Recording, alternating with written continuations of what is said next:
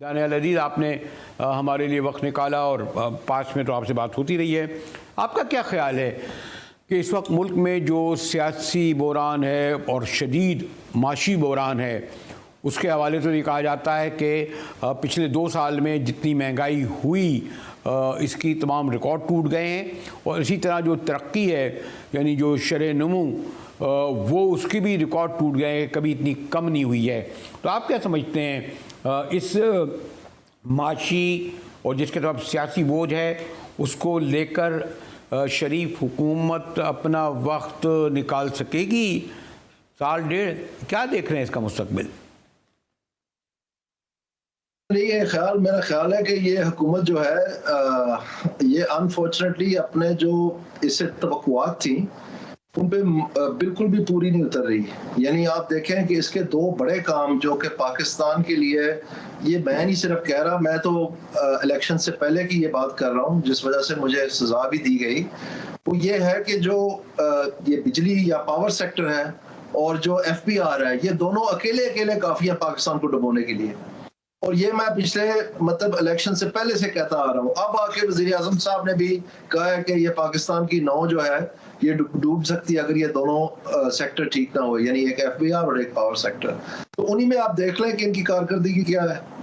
और अगर FBR में आप देखना चाहें तो उसमें करते कराते अब आके तो एक इन यूनिफॉर्म मेजर जनरल जो है वहां पर टास्क फोर्स में डाल दिया गया। और इसी तरह पावर सेक्टर में हुआ है कि एक इन यूनिफॉर्म लेफ्टिनेंट जनरल जो है वो टास्क फोर्स में डाल दिया गया। तो ये कोई नई बात नहीं है, ये पुरानी है। ये जो कहते हैं ना कि सियासी इस्तेकाम आएगा तो फिर मईशत चलेगी और मईशी इस्तेकाम आएगा। देखें, दो तहिया अक्सरियत से ज्यादा कोई इस्तेकाम है ही नहीं, इजाद ही नहीं हुआ आज तक। तो 1997 में इसी नून लीग के पास 2 तहिया अक्सरियत थी, और उस 2 तहिया अक्सरियत के मुआशी इस्तेकाम आने के बजाय ये हुआ कि इन्होंने कहा कि लाहौर में जो सड़कें हैं, ठेकेदारी निज़ाम है, वो नहीं हमसे चल रहा, तो FWO को बुला के सड़कें बनवा दे। फिर इन्होंने दरखास्त दी फौज को कि जनाब ये वापडा भी हमसे नहीं चल रहा और ये आप चला दें, तो फौज को वापडा में तैनात कर दिया। फिर इन्होंने दरखास्त दी कि जनाब रेलवे भी नहीं हमसे चल रही, फौज ये भी चला दे। फिर इन्होंने दरखास्त दी कि जनाब ये जो दहशतगर्द अदालतें हैं ये भी नहीं हमसे निपटाई जा रही, तो ये भी आप चला दें। और आखिरकार जब मुल्क की बारी आई कि पाकिस्तान के ऊपर कर्ज चढ़ गया तो FBR को ठीक करने का टाइम आया, तो बजाय उसको ठीक करने के, यानी गवर्नेंस पे कोई फोकस करने के, इंप्रूवमेंट करने के, इन्होंने नारा मार दिया कर्ज उतारो मुल्क कि वो भी अवाम ही आके दे जाए। तो कहने का मकसद ये है कि उस वक्त तो सियासी इस्तेकाम की आखिरी हद थी, तो उसमें क्या नतीजा निकला। और आज आप देख लें वही एग्जैक्टली हो रहा है कि पहले SIFC बना दी, अब ये FBR में भी और पावर सेक्टर में भी डायरेक्टली वो इन्वॉल्व हो गए हैं। तो इसका मतलब ये है कि इनके पास तो कोई सोल्यूशन नहीं है। इनको दानियाल अजीज साहब, अगर आप इनका सियासी और माशी जो इनकी जो पॉलिसियों की नाकामी और प्लानिंग का बता रहे हैं, तो कुछ ये भी लग रहा है ना कि with in the Noon league बड़ी मतलब खाकान अब्बासी का निकलना एक बहुत बड़ा ब्रेक कहूँगा मैं, और भारी नुकसान कहूँगा। शायद इनको परवाह भी नहीं इसकी शायद। फिर मुफ्ता इस्माइल गए, किरमानी गए, सरदार मेहताब अब्बासी गए, कुछ लोग और भी कतार में नज़र आ रहे हैं।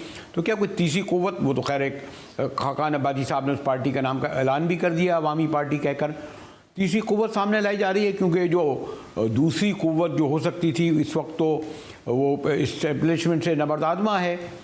तो ये मैं बाद में पूछूंगा आपसे कि अगर ये तीसरी क़ुव्वत कोई बनने जा रही है और आपकी गुफ्तगू से लग रहा है कि आप इतने नाराज़ हैं शरीफ हुकूमत से या मौजूदा इत्तेहादी हुकूमत से, तो आप क्या का रोल क्या होगा? मैं ये कहना चाहता हूँ जी, कोई सियासी क़ुव्वत जो है उसका जो जौहर है वो आने से पहले जरा बता देना जी कि क्या उनसे तवक्कुआत की जा सकती हैं। यानी क्या वो महंगाई और बेरोजगारी का यकीनी खात्मा बरूएकार लाएंगे? क्या वो जो पाकिस्तान को दरपेश मसाइल हैं जो कि मुआशी बहरान है, इसको किस तरह से एग्जैक्टली वो हमें जरा समझा देना पहले, क्योंकि इतने अनपढ़ हम नहीं है। मैंने पूरा पाकिस्तान रिफॉर्म किया है, मैंने सिर्फ मुकामी हुकूमतें ही नहीं बनाई, मैंने नए तर्ज हुकूमत नहीं बनाई, मैंने तहसील म्युनिसिपल एडमिनिस्ट्रेशन बनाई, मैंने डिविजनल टियर वाइंड अप किया, मैंने प्रोविंशियल फाइनेंस कमीशनें बनाई, मैंने अकाउंट्स एंड ऑडिट का निज़ाम नया बनाया पाकिस्तान में, प्रोसिक्यूशन सर्विस बनाई, पुलिस ऑर्डर, सारे पाकिस्तान का निज़ाम मैंने नया दिया। इसके मुझे तमगे मिले और वो कामयाबी से हुए और आज तक चल रहे हैं। तो कहने का मकसद ये है कि मैं अगर बताऊंगा कि ये महंगाई और बेरोजगारी का खात्मा कैसे करना है, मुझे तो बहुत क्लैरिटी है। मैं तो है ही बुनियादी तौर पर इकोनॉमिस्ट, मेरी बैचलर्स और मास्टर्स की डिग्री दोनों और पीएचडी के कोर्सेज जितने भी थे वो इकोनॉमिक्स में थे। तो मैं पिछले 30 बरस से पाकिस्तान का मुतालिया कर रहा हूँ, इसकी मईशत का और इसकी इंतजामिया का। ये जो सियासी जमातें हैं ना जी, ये तीनों जमातें या और भी कोई है, इनका अब कोई फर्क नहीं पड़ता। पाकिस्तान के लिए ये जरूरी है, it's about the plan, it's not about the man. नहीं तो आपका जो प्लान है या आपका जो प्रोग्राम है, ये आप इनफरादी तौर पर तो नहीं कर सकते। इसके लिए या तो आपको पार्टी बनानी पड़ेगी या ज्वाइन करनी पड़ेगी। तो फिर हम आपको सियासी मुस्तकबिल क्या देखें? दानियाल अजीज़ का जो इतना कैरियर रखता है, तजर्बा रखता है सियासी और माशी और इंतज़ामी, चौधरी साहब। हम अवाम के पास जा रहे हैं एक प्लान लेके कि ये महंगाई और बेरोजगारी का यकीनी खात्मा कैसे होना है, और उसमें झूठ और फरेब नहीं है, झूठे लारे नहीं है कि हम ग्लास ट्रेन बना रहे हैं मरी जाने के लिए, सैरें करने के लिए। उसमें ये झूठे लारे नहीं है कि हम आपको सोलर पैनल या रेवड़ियां बांट रहे हैं। किसी हफ्ते हम बता देते हैं कि हम व्हील चेयर बांट रहे हैं, किसी हफ्ते हम बता देते हैं कि हम सोलर पैनल बांट रहे हैं, किसी हफ्ते हम मोटरसाइकिल बांट रहे हैं, किसी हफ्ते हम लैपटॉप बांट रहे हैं। तो कितने साल हो गए ये काम करते हुए, कितनों को मिल जाने हैं? इसका क्या नतीजा निकला है पाकिस्तान में? हम मजीद मुआशी बरान में धकेलते जा रहे हैं। अगर यही हाल होता तो फिर ये बांट बांट के इनके मुंह लाल हो गए। चौधरी साहब, इसमें बड़ा टाइमिंग बड़े अहम होते हैं। आप किस वक्त का इंतजार कर रहे हैं? मसलन गालिबन जितना बिजली की वजह से या माशी गुर्बत के सबब, बेरोज़गारी के सबब लोग इतने परेशान हैं, कभी नहीं हुए। अगर आप जो बात कर रहे हैं यही बात लेकर सड़कों में निकले तो गालिबन आप एक क़ुव्वत की ऐसे सामने आते हैं। तो आपकी बातें बड़ी अच्छी हैं, लेकिन दानियाल अजीज़ चौधरी यकीनन एक सियासी जमात के ज़रिए सामने आएंगे ना, कायद बनकर। क्या आपका, जैसे मैंने कहा कि प्लानिंग है और उसमें ख़ासतौर पर टाइमिंग अहम है, दानियाल? हम सिर्फ इसकी नोक पलक सीधी कर रहे हैं, बुनियादी ढांचा इसका सारा तैयार हो चुका है। बिहाइंड द सीन्स बहुत दिन रात काम हो रहा है, और इसके जिसका जो आगाज है, जो इसका इफ्तिताह है, वो ये नहीं है कि कोई जमात अनाउंस होनी है। ये है कि हमने पहले ये बताना है कि ये जो महंगाई पाकिस्तान की तारीख में रिकॉर्ड महंगाई हुई है, सिर्फ बिजली के बिलों की बात नहीं है, गैस के बिलों की बात है, पेट्रोल की बात है, एलपीजी की कीमत की बात है, स्कूल के फीसों की बात है, कपड़े की कीमत की बात है, रोजमर्रा की खाने पीने की चीजों की कीमतों की बात है। लोगों के कानों में से, नाक में से खून निकल रहा है। गरीब तो मिट गया, सफेद पोश जो है पामाल हो गया, कुछ नहीं रहा उनका। और ये फाइनेंस मिनिस्टर जो अभी ताजा लाए, ये इन्होंने स्टेटमेंट दी, अगले दिन अखबारों में कोर्ट्स में आया हुआ है कि अगर थोड़ी सी और महंगाई हो जाए तो खैर है। ओ बाबा, तुम इतने लातालों को लोगों के हालात से भाई को कत्ल कर रहे हैं इस मुल्क में, सिर्फ ये हर चूल्हे पे लड़ाई है। आपको समझ नहीं आ रही? दो महीने का आपकी गुफ्तगू में तो वही जबान, वही लहजा, वही काट है जो तहरीके इंसाफ के क़यादत की मैं ज़बान से सुनता हूँ या पढ़ता हूँ।